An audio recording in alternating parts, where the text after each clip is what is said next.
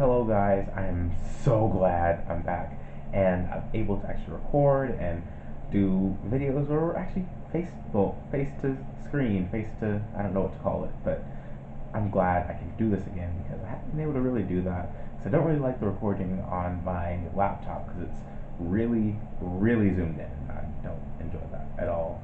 Like, if I was this far away from it on my laptop, it would look like I'm like this, and I don't enjoy that. I don't like that. So now, with that, I'm going to talk a little bit about like other things that have happened. Um, First off, happy holidays to everyone, and if it's beyond the holidays, then happy whatever holiday is nearby, or your birthday, if you're watching this on your birthday, happy birthday, and I hope you're having a wonderful birthday, and that you get everything you wanted, and you get to smile and eat some candy and all that jazz. Smile face. So, there's that. Also, there are many other things on the Shanzhou World Shop, and I'll try and leave a link right, not here, here, aha, this should be it, up here on the video where you can go and check out the shop, and you should go and grab something, because there are new things coming out every few weeks, and I really enjoy that. So, it's really nice to have people that like will go by and buy something and support, and I really love that you guys will do that. So, without further ado, let's get to this video. So, today we're going to talk about what's so important about the ocean. Why should we care about it? What makes the ocean so important? What's the big deal with the big blue? So, well, first off, you have to think about the fact that 70% of the surface area of the planet is the ocean. Without that, it's very likely that there wouldn't be any life at all on the planet. And I say this because it leads into the next thing. It's that the ocean, although it doesn't have nearly as many plant species in it, produces 70% of the world's atmospheric oxygen. I mean, if you like breathing, you need to enjoy the ocean. And that's not produced by plants, although in part it is by kelp and seaweed and some species of algae, but mostly it's produced by phytoplankton, these little tiny, I'm talking extremely small, to where one scientist said that you could take a spoonful of seawater and have nearly 20,000 of them in that one spoonful. And they live to churn in and out carbon dioxide and oxygen over the ocean. So making them the most primary productive, which in scientific terms means the most produces the most oxygen for how much space that there is, makes the oceans the most primary productive ecosystem in the world. I mean, without that, I don't know how I breathe. I really don't. It said that over the ocean they produce 100% of that oxygen, and on land, well, at least like inland, like say you're in a landlocked state like I am in Oklahoma or Colorado, you sorry, it says that they produce 25% of the atmosphere in that area. So, one out of every 4 breaths, I can thank the ocean, and I will definitely do that from now on. With that, there's also the fact that the ocean really does control our climate. It controls our climate, weather, everything you can think of that comes from the sky. The ocean has some part in it. So, with that being said, we have to think about rain. If there's no ocean, there's no rain. Without rain, there are no plants inland. Without any plants inland, there is no anything. Without those plants, there's nothing to eat the plants. Without anything to eat the plants, there's nothing to eat those animals. It's kind of a big cascading thing.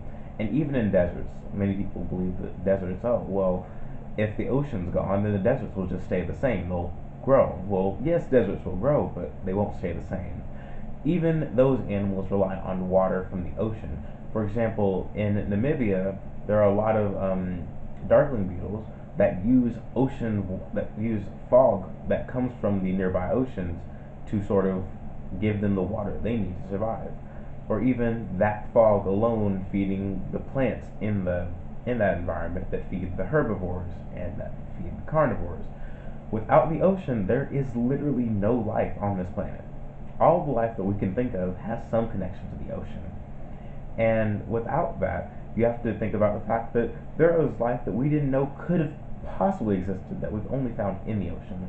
For example, in I believe it was the early 2000s when they discovered hydrothermal vents and archaeobacteria growing in them that don't need light at all because they have this area, like, and they use chemio chemiosynthesis to sort of produce energy, like basically turning the different chemicals pumped out from this hydrothermal vent at the bottom of the ocean to make life. And that's unheard of, and that changed how we viewed life because we thought that no sun, no life. But now it's sort of changed to where we're like, if it has an ocean, there could be life. There most likely is life because life has to have something. But off of that, because that's going to take me to a whole nother direction you guys probably don't want me going in. With that, the oceans control our climates. Now, with in regards to that, you have to think about ocean currents. They do a lot for us, and we don't really notice it, so of course we aren't going to give it thanks. But there's one, the Gulf Stream, which travels from Florida all the way up and across the Atlantic Ocean over to and I think above the UK. Now that solely is the reason why London showers are not London snowstorms. Because without that current, all of the winds from the Arctic area, the Arctic Ocean, would blow through the UK and basically make everything just as it is in northern Canada because they're at the same latitude. There's nothing really like changing it. But the warm water flowing from the Gulf Stream sort of cuts in between that, and now the cold air flowing over the ocean hits that heavy and strong current of warm water, and that at least a little bit warms it and sort of makes it, instead of snow, rain in the UK. So it's a very powerful thing, and there are tons of research papers, and I'll leave links to a lot of them in the description. Any of my sources, I'll leave links in the description. And there's also the fact that the ocean consumes a lot of our global, like any global warming.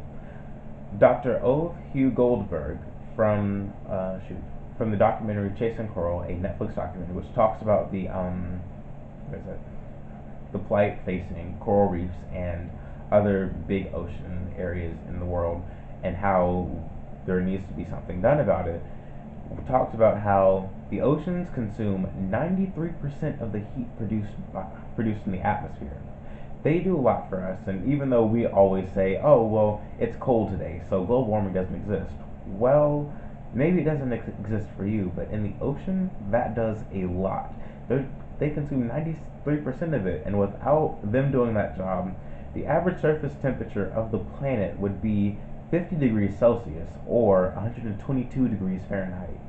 And I mean, imagine a world where 22 degrees Fahrenheit was just an average day. That's insane. That's hotter than the hottest recorded temperatures on the planet. We can't do that. So that heat ultimately goes into the ocean. It's a large, dark substance, and so it's going to absorb a lot of the heat, and so that all goes in, and it does affect things. And I definitely recommend watching Chasing Coral. I'll leave the information to that in the description with all the other sources. But also, we have to talk about the idea of food, because we get a lot and an immense amount of food from the ocean. It's believed that 2.5 billion people in in the world rely on the oceans as their main source of protein. Without that, then they're going to be malnourished and potentially starve to death. They need that sort of base. So you have to think about the fact that our oceans provide a lot for us. They provide so many people with food, so many people with the things that they need. We've gotten tons of medicines. In 2015 alone, there was a chart that read of, I believe, 25 or 26 different medicines that had just been like, well, I think it was like officialized. I don't know how that works, like something like that. Officialized that were from the ocean, ranging from things that are just regular painkillers to even cancer agents that like not cancer agents, cancer stopping agents, which would either slow down or even stop cancer after it's been discovered. And those are collected from either corals, some species of algae, some snails, and sometimes even sharks. But there are so many things in the ocean that we just don't know and we just kind of take for granted because we're like, oh, it's the giant thing that's really far away and we don't get anything from it. Except for we'll go boating a little bit, we go hang out, we take pictures of the ocean, but we don't give the ocean the reverence that it really deserves because there's so many different things.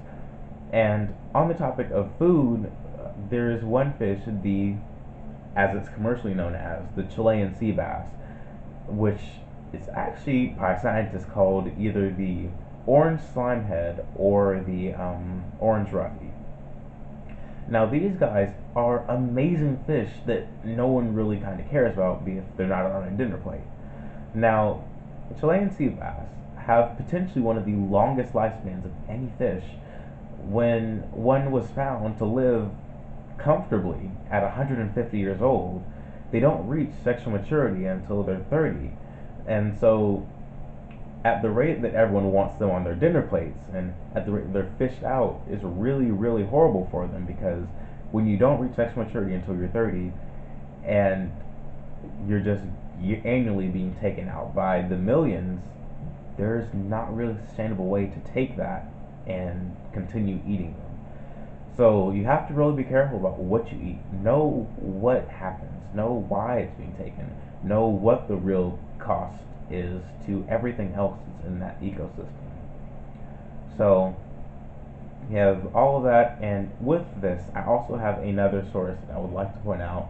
I bought this on Amazon for $8, and this is not really a sponsored. It's not sponsored at all, not at all. I mean, honestly, I just kind of want to do this video because I, I just can't. It's amazing, and to live without the ocean is kind of insane. It is, and it's this book called, see, The World is Blue. Let's see if I can get closer, if I can find out where the camera is. There we go. The World is Blue: How Our Fate and the Oceans Are One by Dr. If I can, by Dr. Sylvia Earle. She is probably one of the greatest people when it comes to talking about the ocean's problems. National Geographic Explorer in Residence, the first Time Magazine Hero for the Planet, Women's Award. She is so many credentials. It's kind of insane, and her only mission is just to tell people and teach people about how important the oceans are and how this is the biggest problem.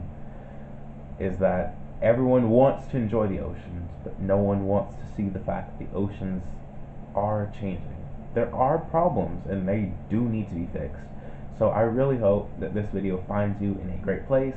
I will leave the links to my sources at the bottom of the video. If you want to check out more, I definitely recommend going to Amazon and buying one of Sylvia Earle's books, especially The World is Blue. I love this book so much. It's great. I literally cannot get enough of it. And I got that for $7 or $8 on Amazon, and it was new paperback. It's great. You can just buy them, and they're great. You learn so much from them. So with that, I want to wish you guys a wonderful day. If it really is your birthday, happy birthday, and I hope you're having a wonderful time. And so I will see you guys next time. Goodbye.